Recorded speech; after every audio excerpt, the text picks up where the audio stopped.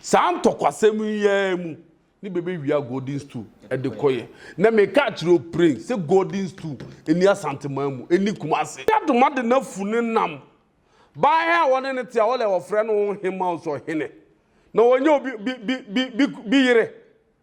no Kofi Adoma Stool on doesn't media so o sresre ada na ogu ya bonfo anim asesa because za santefo propaganda be dia manenti Kofi Adoma o disajuma Bidin I feel like so metashe ayinka TV shebi video no na beboa pa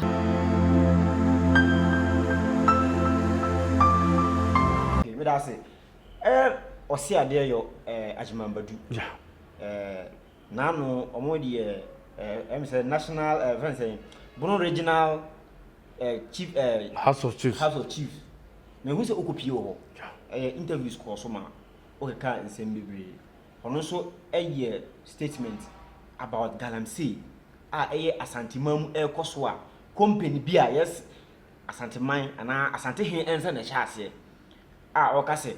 ayentira sansem no yenka na bibia abeba bonumu ese papa no na omo tra se omo de fi kata ho no ani di mu a waje nkire ene sen yo meda wano ase menua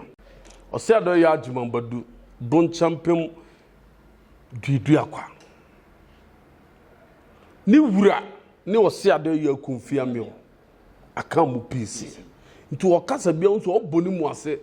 ema ni wura ose ado ya ajimambadu oni mu mbra oni nimdie oyo ohempon eye nana Adoma hene nti nani kurom kura bebe ye mining wode afamra kwanso a esa aban ne nkofo bia hunu se ade a woye enye illegal mining be ne kwanso woye ne kwanso enye sankasa abere kura bia abekuru kurom na Galamsay atu na kuma se hene de enye bi ni woye because on the okasa was in the power and watching bia into a career no akofa Galamsay fo no be go no be to Galamsay who say ye wure kasa crowd here say fi okra be to Galamsay ho okay into odi ni to din no ote ha ono ade ye de ope Galamsay su be tu okokuma se ba bia be to Galamsay owia no abehwe mfituro aguye ni say on the onim Galamsay ho asemu na betu eskai ho na be de koma no say one was mo dia one yes it is a ajimambadu oka sa asem ya odi sese oka ofra brochire bai oto ne nsa fere ye nyina ampa ye kochia no mane ye fe eni nti no hu me Bono House of Chiefs midru sunya kra na mewra ho sunya na ye tan sunya na ye basa nti me ka asem bi se me party MPP ba ntwa bani anhwe Bono because we dey Martin James Sakosa oye na Bono East ha na wo Bono regional say areho emmobo ko yesu so ayi di agoro osunya ne nyina na sunya na efepa enti se kan ne sunya na duru metro anka sunya na isa nti me kan be bi se yesre Ghana ban se ontwe nani emfa hwe Bono because wenum de ba agya tun se be Galamsay fo be to Galamsay no obon ho safo yene me ye ken ben na ade a mampanyufo nyina ebo ho ka discussion se ombebra no na ohempo a ente se de ne ho ahyem kese pa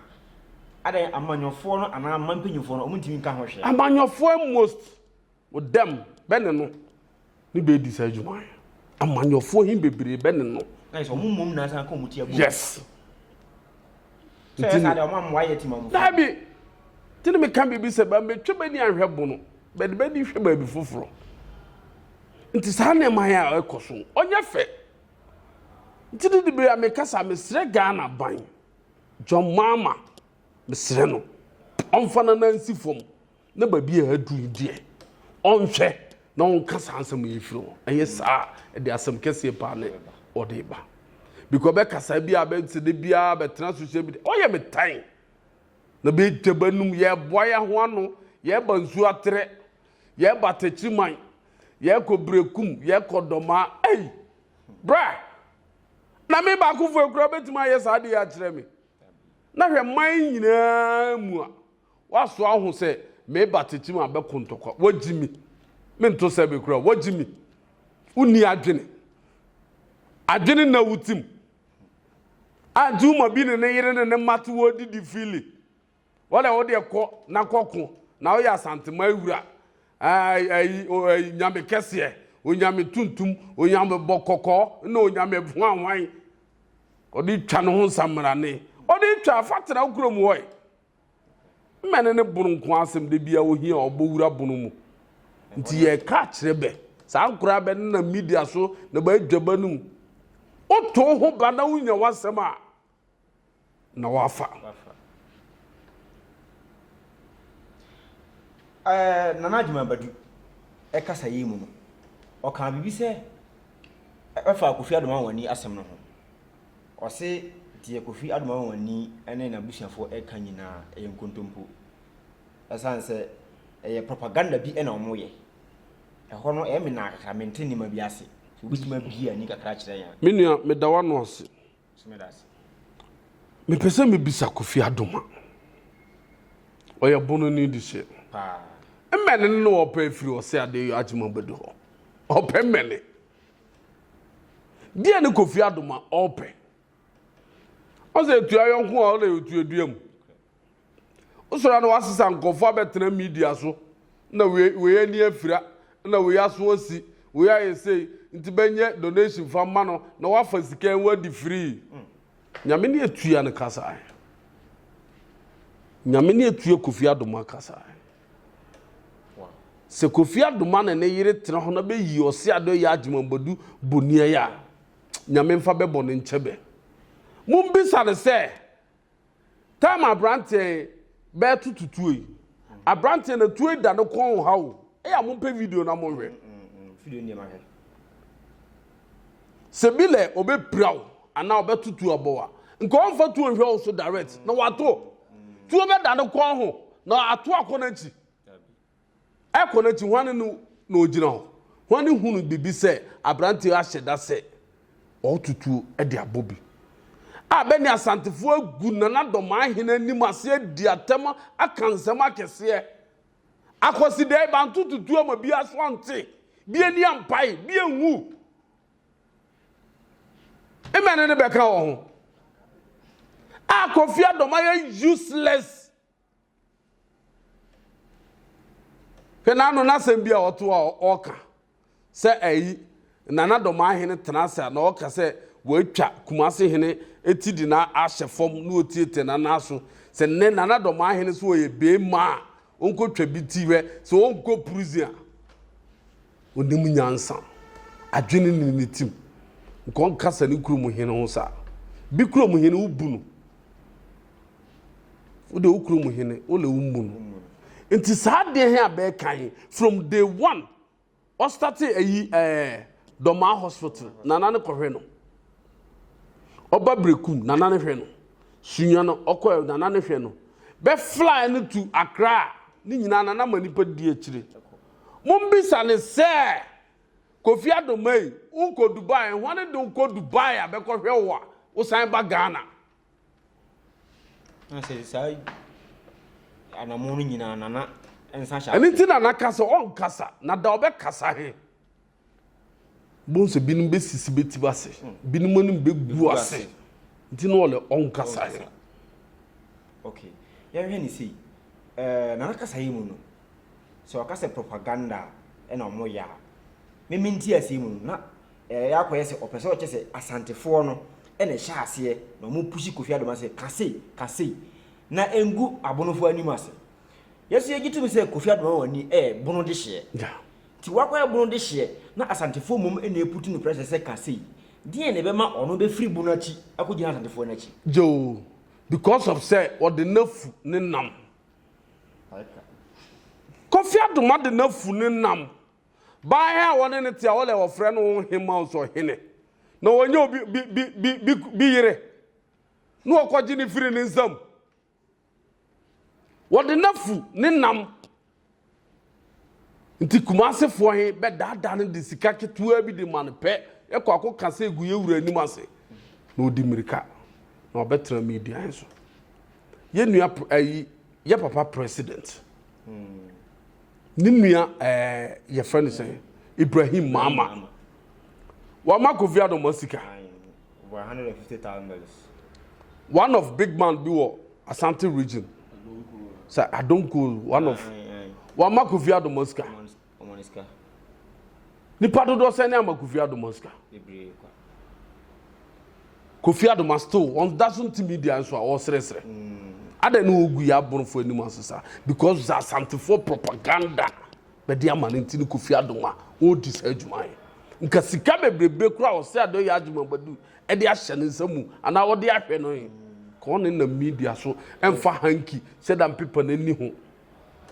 gunpowder na wa trans bi di tuo na tuo ne be de bo woni anka wo te ase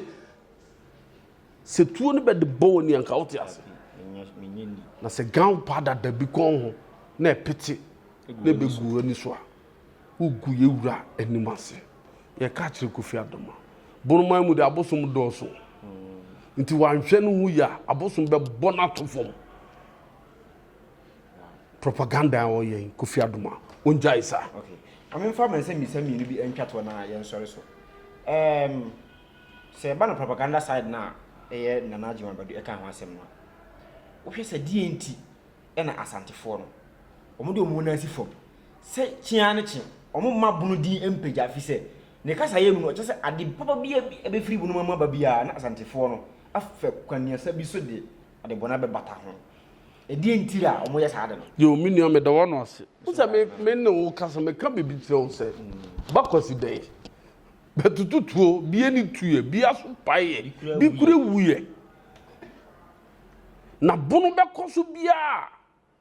esa Asante bre bunu ase because the bunu etumpon esen be bunu here bebe wia be ne ma bebe wia be gold ni nyina akoye so still bunu etumpon ntu o habe okay ni esa bunu obekode a ye be pe propaganda bi dia hye ho amabe hu djuma no be tu na so ye ntenase no sit down say be tenase amabede sa propaganda he asa bunu be kan du ye be kan du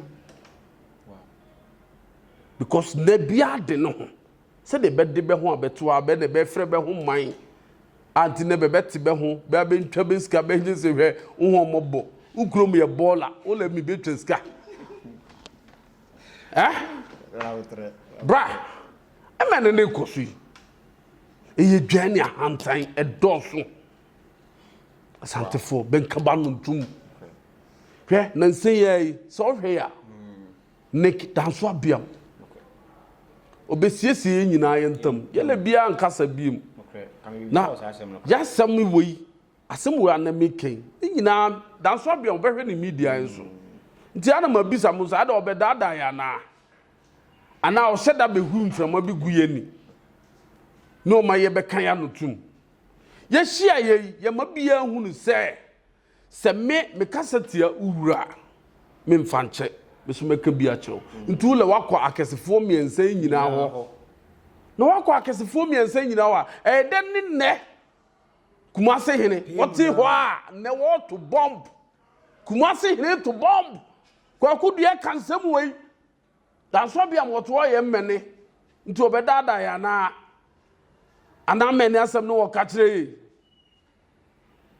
nti ko start ye a kade chia na woduru no ho yaka sa wotubi ma mikro mu hene matubi ama wotubi ma ose ado ya agima bodu matubi ama obeja sa hwehwe ne musem ne sa kasa twitwi because ya hunu se de kasa ya Dr. Danso Abiam kase wo be siesie ntamu me nje sure se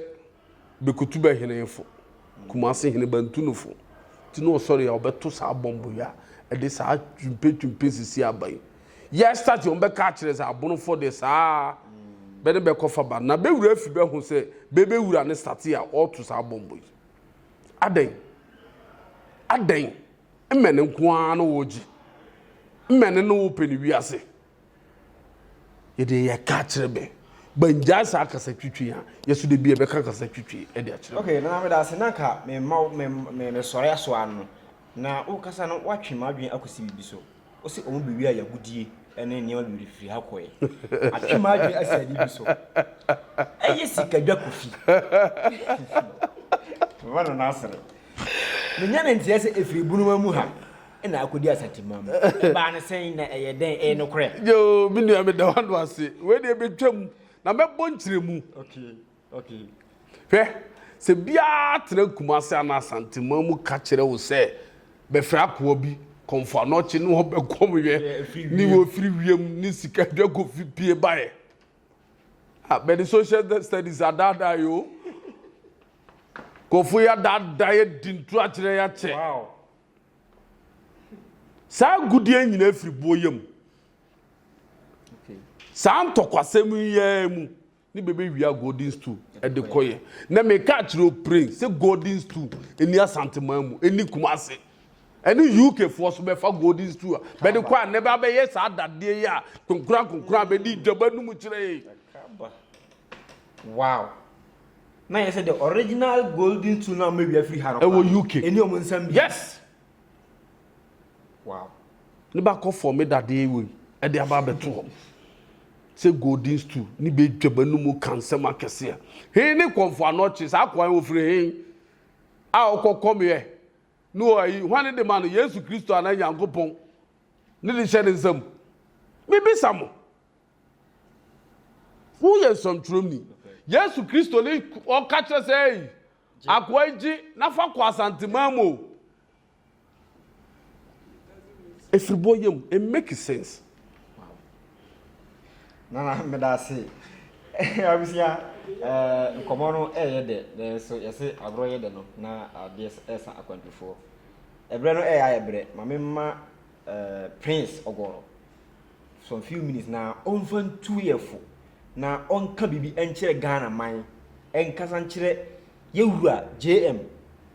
nsem ya ekoso between Asante ene Bonin ede na onyemfa ho fa bibi to JM anim na yo ya so ye dwuma de menua meda wano ase ma ye Ghana ni die a me ye bunu ni ba mesre yewura JM sene ma asantefo ni kumase hene ode ba wiase sisiye mesre no ono ye Ghana mampanyini we nye MPP NDC asem onfana na nsi fom na onfa kasachire ene ani die mfama se bia so de man bia na on stop sa ne man because ana oye me ye bibi se be ka asem bi se be sora aborofo de be di asantefo atem sa se media de bia motiso muhunu ba be di atem abo akwasea ena hwan undware na oti sei obi a odi obi atem abo akwasea na hwe no ho ino na santifo de to da sebi aden eya mo hwe yi no krem aden mi se me kan bo be di matem bat ma menka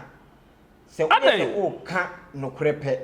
omo de attack ne ba atem no medi aden hey ye de atem e wudi kami hu ye wudi kra nye yasem waba de o kan anye no kre e sei na nka ya hu yes so nya sa do man ni ka so lo wo kyerete abakwasem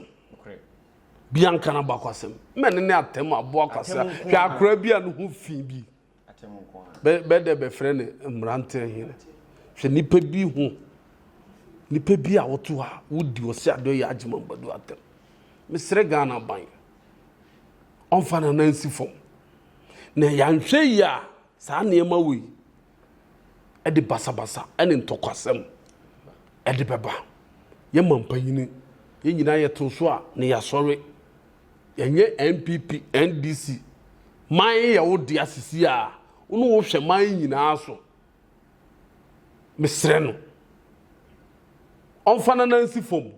non stop sade no wamfa na nansi fom an stop sade man na bia obeka sentia ye hini bia ye beto the same thing e de amam kakra meka nyina ne me da se chia se o bia o mpenyufo bia na adofo bia be chia wansa na ya sore so yo minua be chia doctor Osiadeyo Ajimambadu olma me ma wadanju ajo anaju me chia Osiadeyo konfiamio boncham pimpi de kwa me manaju me chia Techiman traditional council me chia nana drobo hene ma chia nana suma hene ma chia bono ahemfu nyina mo nana mo ba mo ofase prince mani abre nananom ntumu so mo ni mbre na burman yemfa yentuma pamfira wow na me da se abusia se me odi kan kan ye de adwuma de ni nyina be ba wiye nkomo no de edoso ye kase e bi de akiri a ye ade be kyen e wa ha ma me nka ne sa body stew nkomo ye di ye nsem bebre wa akiri nkomo wo ho ye be hyira ba na foforo na ye ne prince ogoro asinkunwa aka ho asem yi akire ho abakwasem yi me wate ase na mo ne de ha na brema kwan me de adwuma de nyina si enti we your first time subscribe share ama adofo share ma foforo na obi antimi nsanka no kroi na to say who selewa atufuobo detergents no ye no assault small medium and a big size Duffy Mosaic Lavita Cleansoft Mada Boom So Clean detergents no your bucket mu de so ho bit say Cleansoft Mada Oro Semina no so de abusu say tam Semina bit say day by day so Chris Della Obolo Jumbo Jama Avel Pella Aqualis, Colors, Santex, Cleansoft, Mada, Nora, Kente, Dr. X, Athena, Flash, Oro, Easy, Saba no yawana kesiane nketwa, Kabalik Soap, Oli, Diva, Camel, Killer, Kedu, Luck, Cindy, Anna, Power Plus, Royal Leather, Medisoft, Meditwist, Jumbo Aqualis, Miss Paris, X-Men, Fresh Soap, Bella, Lifeboy, Magico, Nakesiane Nketwa, Alata Semina, Imperial Leather, Maya, Blinko, Sunlight, NFA, hello. Emano so sawako feature na wa wanya line no. Yas pad, proper pad, soft care pad, next pad, play me pad, Momo. Blessing pad, you want different colors. Comfits. And Mati Amokwa wants no comfort pad no. And also you will be ewa yasu ye. Disinfectant Dettol no so you will mu assault to assault. You will Mada Dettol. Camel, small, medium, and a large original Dettol. And Kuala Pampers no so die. QT, JK, soft care, Nakasia, Ninkitwani na Dantemu. Sweet baby, pull up, Sunny Pampers, Blimmy Pampers. 7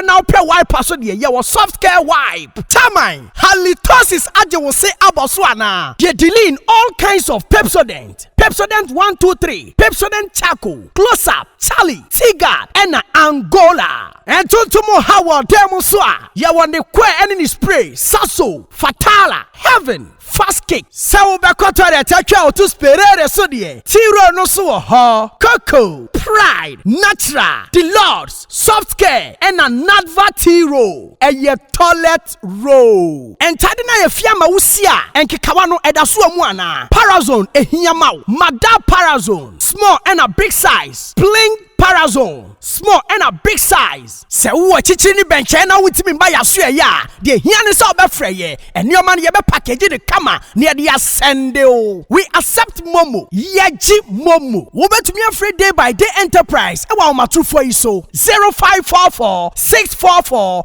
852. A day by day enterprise ana. Ya to say who ye don't come me. Don't come me. Otumfuo. Shusha day by day enterprise. AY3HU Sunyai station. Abronsai na wo achire ho pe no. Day by day so. Ye kankwa Otumfuo. Day by day enterprise can do spirit. Day by day soap. And never want that bed. Otumfuo. Every day